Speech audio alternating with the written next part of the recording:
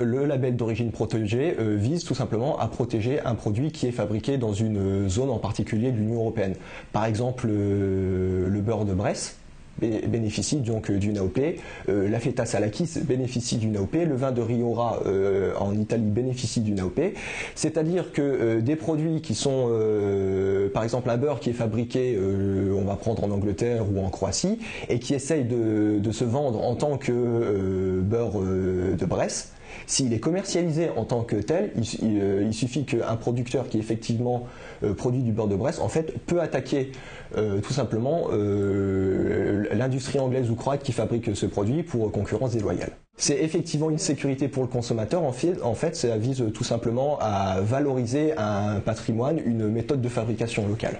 Il y a toute une demande à faire, donc la demande est très longue, c'est un très long dossier, c'est extrêmement dur à avoir. Et donc en fait c'est un précieux sésame, voilà, ça a véritablement une valeur juridique pour les producteurs qui produisent ce genre de produits. Ça a un impact très fort qui leur permet notamment en fait d'agir en justice contre tous ceux qui font du parasitisme en la matière. Pour les OGM, tout simplement, l'Europe a imposé un étiquetage obligatoire, c'est-à-dire que si dans un produit alimentaire il y a plus de 0,01 ou 0,1% d'OGM, ça doit être indiqué. C'est-à-dire qu'on doit avoir sur le paquet contient des OGM. Voilà. Après, au niveau de la sécurité alimentaire, l'Union européenne va agir sur différents plans, et on a notamment en fait un programme qui s'appelle de la fourche à la fourchette, et en fait ça vise à assurer la traçabilité complète du produit. C'est notamment, de manière pratique, c'est notamment saumon pêché en Norvège, produit qui a été fabriqué, du beurre qui a été fabriqué en Normandie.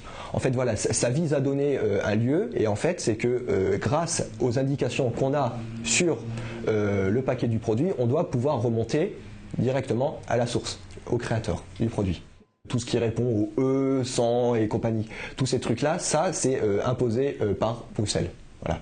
Donc ça c'est vraiment les produits dangereux, tout ce qui peut effectivement provoquer un risque pour la santé du consommateur, ça effectivement c'est imposé par Bruxelles.